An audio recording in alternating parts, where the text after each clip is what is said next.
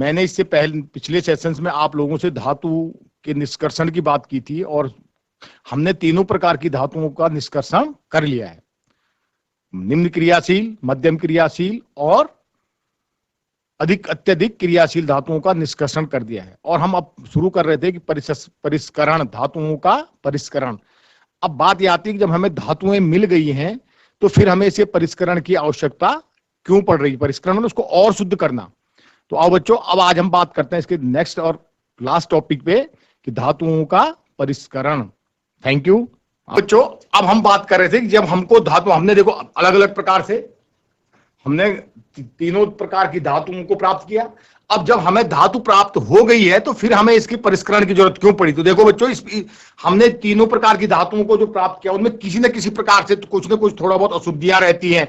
तो उन अशुद्धियों को, जिनको हम क्या कहते हैं, अपद्रव्य। तो इस अपद्रव्य को हटाने के लिए हमें क्या करना पड़ता है, धातुओं का परिष्करण करना पड़ता है। क्या करना पड़ता है, धातुओं का परिष्करण करना पड़ता है। और धातुओं का परिष्करण करने के लिए भी हमारे पास सबसे आसान और सरल विधि है विद्युत अपघटनी विधि। कौन सी विधि है, विद्युत अपघटनी विधि। अब हम इस विद्युत अपघटनी विधि के बारे में आपसे मैं चर्चा करता हूं कि विद्युत अपघटनी विधि क्या है। तो देखो बच्चों, इसमें सबसे पहले वही हम आपको बताएं, विद्युत अपघटनी। सबसे पहले देखो हमने क्या किया, एक कंटेनर लिया, ठीक है। इसमें हमने वही पिछली वाली की तरह हमने इसमें देखो, इसमें हमने देखो अब एक इलेक्ट्रोड और दो इलेक्ट्रोड लिया, ठीक है बच्चों। लेकिन यहां पर एक अंतर देखिए, आप एक अंतर मैं थोड़ा क्लियर करना चाहूंगा कि ये जो वाला इलेक्ट्रोड है हमारे पास, आप लोग भी थोड़ा देख रहे होंगे इस इलेक्ट्रोड में, और देखो ये जो इलेक्ट्रोड है हमारे पास, ये हमारे पास थोड़ा कैसा लग रहा है, ये आप लोग बताइए। ये इसके परिप्रेक्ष्य में ये हमारे पास कैसा इलेक्ट्रोड है, ये थोड़ा हमारे पास मोटा इलेक्ट्रोड है ना। और ये इलेक्ट्रोड देखो कैसा है, ये हमारे पास ये इलेक्ट्रोड पतला है। तो सबसे पहले हम देखो ये दो इलेक्ट्रोड हमने लिए। अब याद रखना, देखो मैं यहां पर उदाहरण दे रहा हूं आपको कि हम किससे बात कर रहे हैं। हम Cu धातु का, हम कॉपर धातु को, शुद्ध कॉपर धातु को कैसे प्राप्त करेंगे। हमने ये दो इलेक्ट्रोड लिए और इन दो इलेक्ट्रोडों में देखिए हमने एक को जो है, वही हमने कहा था कि ये माना हमारे पास कैथोड है, और ये हमारे पास दूसरी जो धातु है हमारे पास, ये क्या है, हमारे पास एनोड है, ठीक है। ये क्या है, हमारे पास एनोड है। अब याद रखना बच्चों, हमारे पास, मैं कह रहा हूं कि ये भी हमारे पास कॉपर का, क्या है, हमारे पास कॉपर का इलेक्ट्रोड है। लेकिन ये कौन सी कॉपर है, जो कॉपर हमको, कैसी कॉपर मिली थी, जिसमें अशुद्ध कॉपर, जिसमें क्या मिला हुआ था, अपद्रव्य मिला हुआ था। क्या मिला हुआ था, जिसमें अपद्रव्य मिला हुआ था, ठीक हो गया। और यहां पर भी हमने देखो कॉपर की ही, ये जो इलेक्ट्रोड का हमने काम करना है कॉपर का ही लिया। लेकिन ये कैसी कॉपर का लिया, शुद्ध कॉपर धातु का इलेक्ट्रोड लिया। पहला काम तो समझ गए। उसके बाद हम लोग क्या करेंगे बच्चों, इसी का कोई, ठीक है, लवणीय विलयन लेंगे। तो माना हमने इसका लवणीय विलयन लिया, इसका हमने लवणीय विलयन लिया यहां पर CuSO4, ठीक है। कौन सा लिया, कॉपर सल्फेट का विलयन लिया हमने यहां पर, एक कॉपर सल्फेट, हमने यहां पर इसका कॉपर सल्फेट का विलयन लिया, ठीक। और इसको हमने एक सर्किट से जोड़ दिया। देखो बच्चों, इसको हमने एक सर्किट से जोड़ दिया यहां पर से, देख। लेकिन यहां पर याद रखना, हमने यहां पर एक कुंजी भी लगाई और इसको हमने एक सर्किट से जोड़ दिया, ठीक हो गया। अब देखिए हम यहां पर देखो तीन चीजें देख रहे हैं, आप देख रहे हैं ये जो हमारे पास अशुद्ध कॉपर की छड़ है, ये कैसी छड़ है, ये कैसी है, ये मोटी है, और ये छड़ कैसी है, पतली है। इतनी चीजें आप देख रहे हैं। तो बच्चों जैसे ही आप देखो इस कुंजी को हम प्रेस करेंगे तो इसमें क्या बहने लग जाएगी, विद्युत धारा बहने लग जाएगी। क्या बहने लग जाएगी, इसमें विद्युत धारा बहने लग जाएगी इसमें।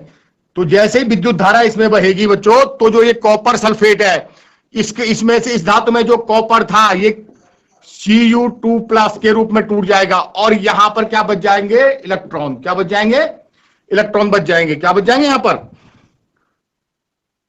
देखो यहां पर बच्चों, यहां पर क्या बच जाएंगे, इलेक्ट्रॉन बच जाएंगे। क्या बच जाएंगे यहां पर, इलेक्ट्रॉन। और ये इलेक्ट्रॉन इस रास्ते से कहां पर आ जाएंगे, इस छड़ पर आ जाएंगे, ठीक हो गया। तो देखो जैसे ही ये इस क्षण पर आएंगे तो ये कॉपर इन इलेक्ट्रॉनों को क्या कर देगी, अपनी ओर अपचयित कर देगी और कॉपर धातु में बदल जाती है। तो देखो विद्युत धारा प्रभावित करने पर देखो क्या होगा, सबसे पहले जो ये हमारे पास अशुद्ध कॉपर थी, इससे ये कॉपर घुल करके कॉपर आयन में बदल जाएगी और इस इलेक्ट्रोड पर क्या बच जाएगा, हमारे पास इलेक्ट्रॉन बच जाएंगे। और जो इलेक्ट्रॉन इस विद्युत धारा की सहायता से कहां पर आ जाएंगे, इस वाले इलेक्ट्रोड पर आ जाएंगे। ठीक हो गया। तो अब देख लेना बच्चों, अब इसमें एक वो चीज है कि जितनी ही मात्रा में यहां पर से हमारे पास कॉपर आयन निकलेंगे, उतनी ही मात्रा में यहां पर क्या होगी, कॉपर धातु क्या होगी, निक्षेपित। निक्षेपित समझते हो, यहां पर निक्षेपित हो जाएगी, मतलब यहां पर इकट्ठा होने लग जाएगी। कॉपर धातु यहां पर क्या होने लग जाएगी, इकट्ठा होने लग जाएगी। और इसके बाद अब देखो हम कहते हैं हमको शुद्ध कॉपर धातु ये यहां पर मिल गई। अब हमारे पास जो ये अपद्रव्य बचा, ठीक है बच्चों, जो ये अपद्रव्य हमारे पास बचा, ये अपद्रव्य मैं इसको दिखा रहा हूं अपद्रव्य को। ये अपद्रव्य इस एनोड के नीचे यहां पर इकट्ठा हो जाता है। ठीक हो गया। इसको जिसको हम क्या कहते हैं, एनोड मड भी कहते हैं। क्या कहते हैं इसको, एनोड मड भी कहते हैं। इसको क्या कहते हैं, इसको एनोड मड भी कहते हैं। तो देखो इसमें मुख्य रूप से एक क्या क्रिया होती है, देखो मैं एनोड पर कौन सी अभिक्रिया होगी और कैथोड पर कौन सी अभिक्रिया, सॉरी मैंने अंग्रेजी में लिख दिया पर मैं वैसे भी आपसे कह रहा हूं, ये एनोड है और ये कैथोड है। तो क्या होगा, देखो बच्चों मैं आपसे कह रहा हूं कैसे हम इसको प्राप्त करेंगे, इसके कैसे प्राप्त करेंगे यहां समझ लो। हमने सबसे पहले ये दो इलेक्ट्रोड लिया। ये मोटा क्यों लिया, क्योंकि ये धातु इससे हमने इस इलेक्ट्रोड से हमने क्या प्राप्त करनी थी, धातु प्राप्त करनी थी। और ये शुद्ध धातु का इलेक्ट्रोड लिया। तो हम कह रहे हैं एनोड पर क्या अभिक्रिया होगी, एनोड पर मींस यहां पर क्या अभिक्रिया होगी, यहां पर। तो इस इलेक्ट्रोड पर कौन सी अभिक्रिया होगी, देखो इस इलेक्ट्रोड पर क्या अभिक्रिया होगी, जो ये कॉपर, जो हमारे पास ये कॉपर धातु थी, ये यहां पर क्या होने लग जाएगी, कॉपर आयन में टूट जाएगी और कितने इलेक्ट्रॉन मुक्त करेगी, 2 इलेक्ट्रॉन मुक्त करेगी। तो ये कॉपर जो आयन टूटा ये तो इस विलयन में आ गया और इलेक्ट्रॉन इसके थ्रू कहां पर आ गया, इस इलेक्ट्रोड पर आ गया। ठीक हो गया। अब कैथोड पर क्या अभिक्रिया होगी, जो ये 2 इलेक्ट्रॉन यहां पहुंचे, ये जो Cu2+ है, ये 2 इलेक्ट्रॉन लेकर के और किस में बदल जाएगा, कॉपर धातु में बदल जाएगा। ठीक हो गया। तो इस प्रकार से हमें क्या प्राप्त हो जाएगी, शुद्ध कॉपर धातु। देख लीजिए इस प्रकार से हमको क्या प्राप्त हो जाएगी, शुद्ध कॉपर धातु प्राप्त हो जाएगी। और जो ये अपद्रव्य बचा है ये यहां पर किस रूप में, एनोड मड के रूप में यहां पर इकट्ठा हो जाएगी और जिसको हम बाद में अलग कर सकते हैं। तो इस प्रकार से हमें जो धातु प्राप्त होगी वो कौन सी धातु प्राप्त होगी, शुद्ध धातु प्राप्त होगी। तो बच्चों अब हमने धातु का मुझे लगता है कि पूरा हमने कैसे हम धातु और अधातु कैसे हम पहचानेंगे, क्या क्या उनके भौतिक गुण हैं, क्या क्या रासायनिक गुण हैं, है ना। और तीनों प्रकार की जो हमने धातुएं बताई थी कि इनको हम कैसे कैसे प्राप्त करते हैं। अब हमारे पास बच्चों जो अब मुझे लगता है कि इस चैप्टर का जो अंतिम टॉपिक मेरे पास है वो है संचारण। संचारण, और मैं इसको चर्चा करूंगा आपसे। देखो बच्चों संचारण किसे कहते हैं, तो देखो सबसे पहले इसकी डेफिनेशन लिख लो अगर लिखना चाहते हो। धातु अपने आसपास, धातु अपने आसपास देखो किन किन चीजों का, अम्ल, आर्द्रता,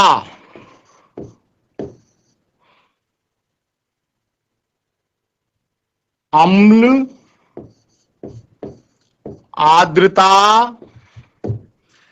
वो वायु के संपर्क में आने पर, वो वायु के संपर्क,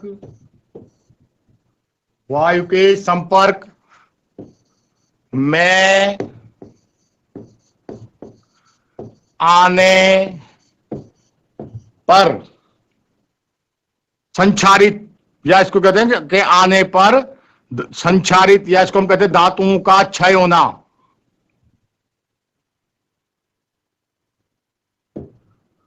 संचारित, संचारित जानते हो इसको, संचारित है ना, संचारित हो जाती है, संचारित हो जाती है।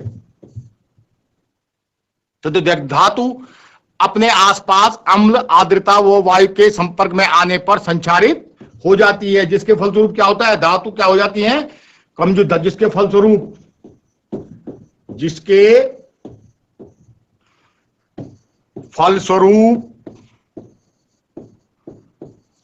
जिसके फलस्वरूप धातु कमजोर पड़ने लगती है,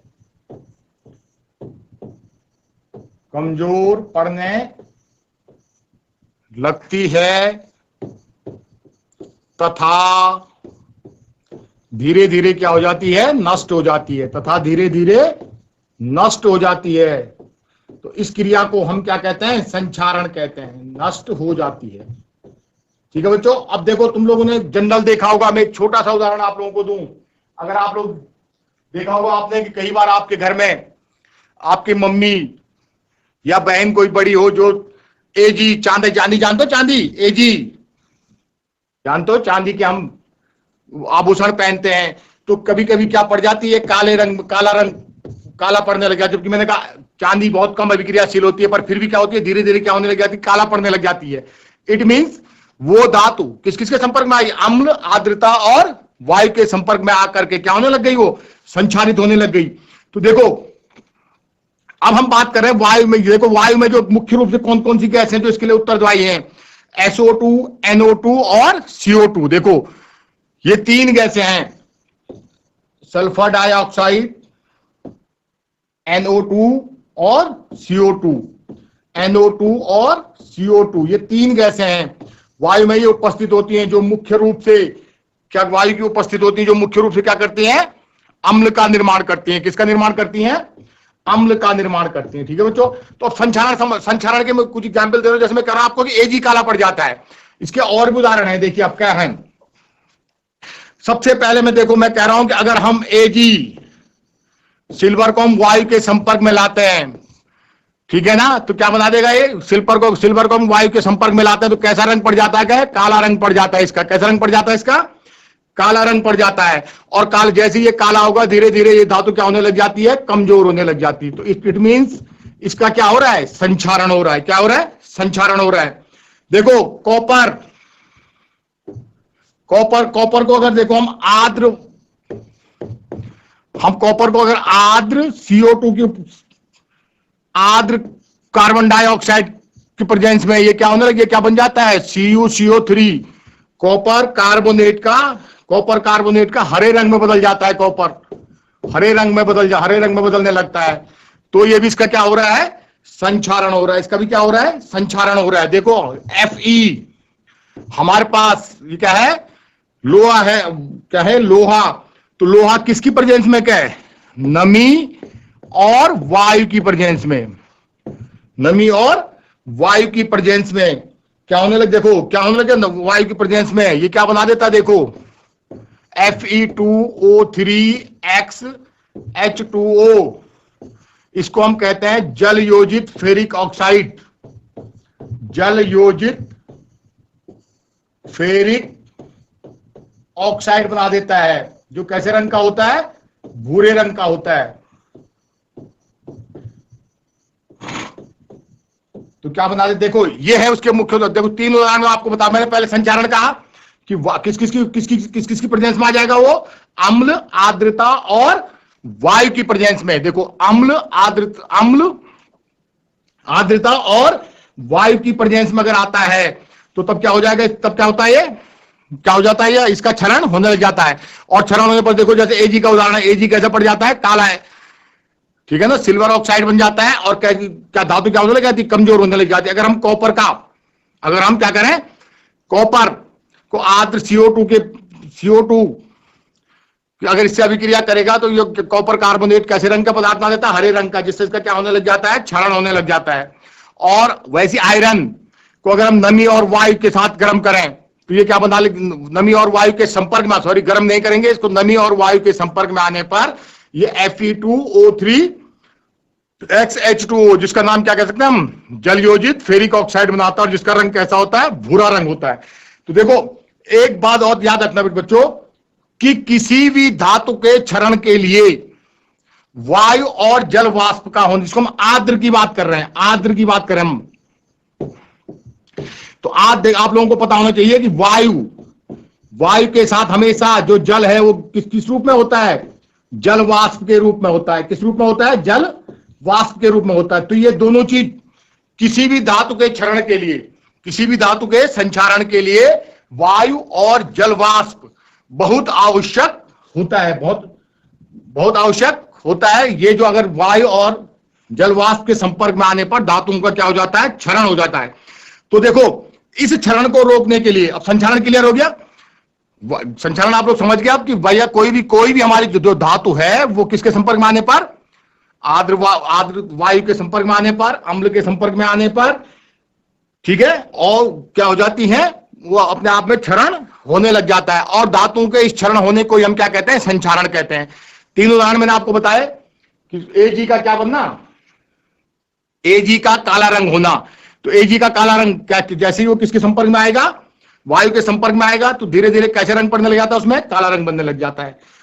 दूसरा, हमने कहा था कि जो हमारे पास कॉपर है, कॉपर को अगर हम आर्द्र CO2 मतलब कार्बन डाइऑक्साइड भी होगी और जल वाष्प भी होगा, उसके संपर्क में अगर आता है तो क्या बनाता है? कॉपर कार्बोनेट का हरे रंग का पदार्थ उस पर जमा होने लग जाता है और धीरे धीरे वो धातु क्या हो जाती है? नष्ट हो जाती है। तीसरी बात हमने कही कि अगर आयरन किसके संपर्क में आता है? वही आर्द्र और वायु के संपर्क में आता है तो क्या बनाता है? जल योजित फेरिक ऑक्साइड बनाता है और धीरे धीरे धातु को क्या कर देता है? नष्ट कर देता है। तो अब हमारे पास संचारण के बचाव के उपाय क्या क्या है? संचारण से बचाव के उपाय, संचारण से बचाव के उपाय क्या क्या है? तो बच्चों, आप लोगों को सबसे पहले आप लोगों ने देखा होगा कि हम अपने, जो छोटा सा एग्जाम्पल देखो, हमारे घरों में जो लोहे, घरों की खिड़कियों में, घरों की खिड़कियों के एंगल जानते हो ना आप लोग? खिड़कियों का जो फ्रेम होता है उनमें एंगल, खिड़की दरवाजों के एंगल पे क्या किया जाता है? पेंट किया जाता है। एक तो ठीक है कि घर को अच्छा दिखने के लिए तो चलो पेंट कर रहे हैं हम, लेकिन घर को अच्छा दिखने के लिए उतना आवश्यक नहीं है पेंट किया जाता है। पेंट करने से क्या हो जाएगा? जो धातु होगी वो सीधे सीधे क्या होगी? आर्द्रता के, वायु के और अम्ल के संपर्क में नहीं आएगी, जिसके फलस्वरूप क्या होगी? हमारे पास जो ये लोहे की खिड़कियां हैं, ये लोहे की खिड़कियां क्या होगा? इनका संचारण होने से क्या हो जाएगा? ये बच जाएगा। ठीक है ना? दूसरा, हमेशा आपने देखा होगा हम लोग मिश्र धातु का प्रयोग करते हैं घरों में। मिश्र धातु का, हम स्टील की, जैसे मैं बात कर रहा हूं, छोटा सा एग्जांपल है मिश्र धातु में स्टील। हम लोग लोहे के बर्तनों का कम से कम उपयोग करते हैं और कहते भी हैं कई बार कि इस पे क्या लग रहा है? जंग लग रहा है। तो हम किसका प्रयोग कर रहे हैं? इसमें स्टील का प्रयोग कर रहे हैं। तो जो स्टील है, स्टील किसका? स्टील बेटा, पहले तो बेटा मिश्र धातु कहते हैं किसको है? चलो स्टील की मैं बात करूंगा पहले मैं ये बात कर रहा हूं कि मिश्र धातु कहते हैं किसको है। तो थोड़ा इस मिश्र धातु की परिभाषा भी लिख लो। मिश्र धातु कहते हैं 2 या 2 से अधिक, देखो 2 या 2 से अधिक, 2 या 2 से अधिक धातु या धातु अधातु के मिश्रण को, धातु अधातु के समांगी मिश्रण को, धातु अधातु के समांगी मिश्रण को क्या कहते हैं हम? समांगी मिश्रण को क्या कहते हैं? मिश्र धातु कहते हैं। क्या कहते हैं इसको? मिश्र धातु। किसको? या तो क्या होंगी, देखो उदाहरण, या तो क्या होंगे, देखो धातु, देखो मैं छोटा सा एग्जांपल दे रहा हूं आपको कि माना अगर हमको लोहा है, हमारे पास Fe है, लोहा जानते हैं सब लोग, लोहे का प्रतीक क्या है?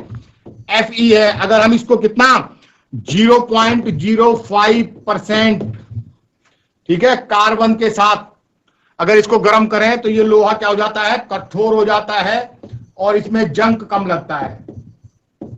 जंग क्या लगता है? कम लगता है। तो देखो जो ये लोहा और हमने 0.5% जो हमने ये कार्बन मिलाया, तो ये कार्बन क्या हो गया, देखो ये कार्बन क्या है, अधातु है, और ये कैसे धातु है, ये धातु है और ये अधातु है। मैं स्टील की बात कर रहा था, तो देखो स्टील में हम क्या क्या करते हैं, स्टील में हम नेक्स्ट में आपको समझा रहा था, मिश्र धातु को उदाहरण दे रहा था मैं आपको, स्टील। तो देखो स्टील में हम क्या क्या करते हैं, स्टील में देखो क्या क्या मिला हुआ होता है, स्टील में हमने कहा क्या क्या मिश्रण होता है, Fe प्लस निकिल और क्रोमियम, निकिल और Fe और निकिल का मिश्रण होता है, क्रोमियम भी मिला होता है। पीतल, आपने सुना होगा कि पीतल के बर्तन, हम पीतल नगरी के नाम से भी एक शहर हमारे देश में प्रसिद्ध है। तो पीतल देखो किस किस का मिश्रण होता है, कॉपर और जिंक का। ठीक है, तो मिश्र धातु बनाने से भी, इस प्रकार से मिश्र धातु बनाने से भी क्या होता है, जंग लगना, जंग से बचाव। पहला बचाव तो हमने पेंट कर दिया, दूसरा बचाव हमने कहा मिश्र धातु बना दिया। एक इसमें मैं छोटा सा एग्जाम्पल, भले थोड़ा तुम्हारे कोर्स से हट करके है, लेकिन इसको समझ लो, और ये आगे अगली कक्षा में आप लोग जरूर पढ़ेंगे। एक बलिदानी सुरक्षा, देखो बच्चों बलिदानी सुरक्षा, इस पे मैं बात कर रहा हूं, छोटा सा एग्जाम्पल है लास्ट, और ये मुझे लगता है कि इस टॉपिक का अंतिम सब टॉपिक होगा, बलिदानी सुरक्षा। जैसे हम आर्मी वाले देखोगे बच्चा बॉर्डर पे युद्ध करते हैं और हम लोगों की रक्षा करते हैं, वैसी कभी कभी क्या देखो क्या करते हैं हम लोग बलिदानी सुरक्षा में, क्या करते हैं हम, कि मैंने कहा माना ये लोहे की रॉड है हमारे पास, Fe की रॉड है, ठीक हो गया, और Fe की रॉड है हमारे पास, और इसके बाहर से माना इसके बाहर से हम क्या कर देते हैं, जिंक का लेपन कर देते हैं। माना इसके बाहर से हमने क्या कर दिया, Zn का लेपन कर दिया, इसके बाहर से हमने क्या कर दिया, Zn का लेपन कर दिया। देखो तो अब क्या होगा, देखो क्या, क्यों इसको बलिदानी सुरक्षा कह रहे हैं। देखो बच्चों, हमने परसों भी आपसे जब श्रेणी बताई थी, तो Zn और Zn के बाद हमने Fe की बात की थी, करी थी इसकी बात, Zn के बाद Fe की बात की थी। तो देखो हमने कहा था कि हमेशा जो अधिक क्रियाशील धातु है वो अपने से कम क्रियाशील धातु को विस्थापित कर देती है। या देखो अब जब ये Zn ज्यादा क्रियाशील धातु है, अब ये दोनों है हमारे पास, माना लोहा भी हमारे पास, और ये बाहर से हमने क्या कर रखा है, जिंक का लेपन कर रखा है। तो ये जैसे वायु आर्द्रता के संपर्क में आएगा, वायु या आर्द्रता के संपर्क में आएगा, तो देखो बच्चों पहले अभिक्रिया कौन करेगा, जिंक करेगा या Fe करेगा, यस जिंक करेगा। और क्यों जिंक करेगा, क्योंकि जिंक क्या है, सक्रियता श्रेणी में जिंक आयरन से ऊपर है, ज्यादा अभिक्रियाशील है, तो पहले अभिक्रिया कौन करेगा, सेम उसी प्रकार से जैसे सीमा पर जवान हमारी रक्षा के लिए अपनी जान गंवा देता है, उसी प्रकार से ये जिंक इस लोहे को संक्षारण होने से क्या करता है, बचाता है। और क्यों बचाता है उसका कारण मैंने आपको बता दिया कि जो ये जिंक है ये लोहे से क्या है, अधिक क्रियाशील धातु है।